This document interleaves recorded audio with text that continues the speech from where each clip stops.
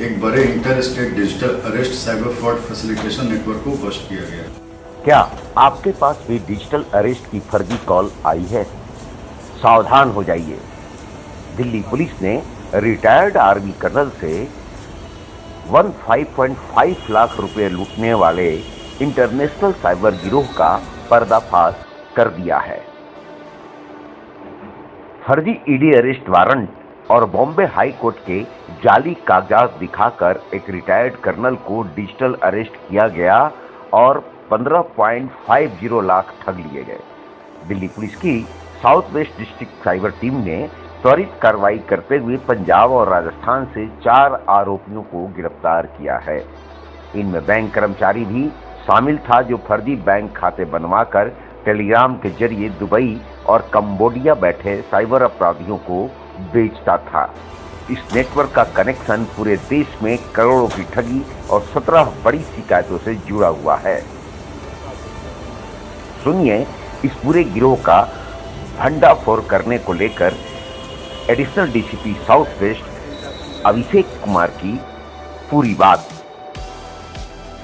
Police station cyber south west district द्वारा एक बड़े inter state digital arrest cyber fraud facilitation network को bast किया गया है। इस मामले में एक रिटायर्ड इंडियन आर्मी कर्नल को फ्रॉडस्टर ने डिजिटल अरेस्ट का डर दिखाकर 15.5 लाख की ठगी का शिकार बनाया। 15 अप्रैल 2026 को विक्टिम को एक फ़ोन कॉल आया जिसमें उसे बताया गया कि महाराष्ट्र पुलिस के ऑर्डर्स पर उसका फ़ोन डिस्कनेक्ट किया जा रहा है। इसके बाद उसे एक दूसरे नंबर पर कनेक्ट किया गया जहां फ्रॉडस्टर ने खुद को पुलिस ऑफिशियल्स बताकर शिकायतकर्ता के डॉक्यूमेंट्स को मिसयूज़ करके मुंबई में एक इलीगल बैंक अकाउंट खोला गया है जो कि मनी लॉन्ड्रिंग, इन्वेस्टमेंट फ्रॉड और टेररिस्ट फाइनेंसिंग जैसे मामलों से जुड़ा हुआ है। शिकायतकर्ता को विश्वास में लेने के लिए फ्रॉडस्टर ने उसे fake arrest warrant, court papers तथा नकली हाई कोर्ट के ऑर्डर्स और आरबीआई कम्युनिकेशंस भेजे। इसके बाद विक्टिम और उसकी पत्नी को डिजिटल अरेस्ट में होने का डर दिखाकर लगातार साइकोलॉजिकल प्रेशर पर रखा गया और उनसे 15.5 लाख ट्रांसफर करवा लिए गए।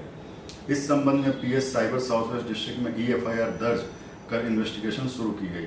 जांच के दौरान money trail, beneficiary account, NCRP records, digital footprint और टेक्निकल सर्वेलेंस का डिटेल्ड एनालिसिस किया गया।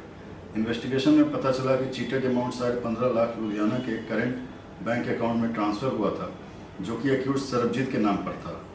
आगे की जांच में सामने आया कि सरबजीत ने यह अकाउंट सूरज को दिया जिसने आगे इसे नरेश एलियास लकी तक पहुंचाया। इसी पूरी चेन में संदीप, जो एक बैंक एम्प्लॉय था, ने भी कथित रूप से अकाउंट प्रोक्योरमेंट में भूमिका निभाई। जांच में यह भी सामने आया कि सरबजीत, सूरज और संदीप अकाउंट किट हैंडओवर करने के लिए जयपुर गए थे जहां इसे नरेश को दिया गया। इन लीड्स के आधार पर साइबर पुलिस स्टेशन की टीम ने पंजाब और राजस्थान में रेड्स कंडक्ट की और 4 अभियुक्तों सरबजीत, सूरज, संदीप और नरेश एलियास लकी को गिरफ्तार किया। इनके कब्जे से 4 मोबाइल फोन और 6 सिम कार्ड बरामद किए गए। इन्वेस्टिगेशन में यह भी सामने आया कि नरेश एलियास लकी कथित रूप से टेलीग्राम के माध्यम से बैंक अकाउंट्स प्रोक्योर करता था और उन्हें कैम्बोडिया तथा दुबई से लिंक्ड साइबर फ्रॉड ऑपरेटर्स को उपलब्ध कराता था। ये म्यूल और करंट अकाउंट्स देश भर में होने वाले साइबर फ्रॉड्स की रकम को रिसीव और राउट करते थे। इस केस में इस्तेमाल बेनिफिशियरी बैंक अकाउंट एनसीआरपी पर कई राज्यों और केंद्र शासित प्रदेशों से संबंधित 17 अलग अलग कंप्लेंट से लिंक पाए गए हैं और इनमें फ्रॉडलेंट ट्रांजैक्शंस की कुल रकम करोड़ों रुपए में है।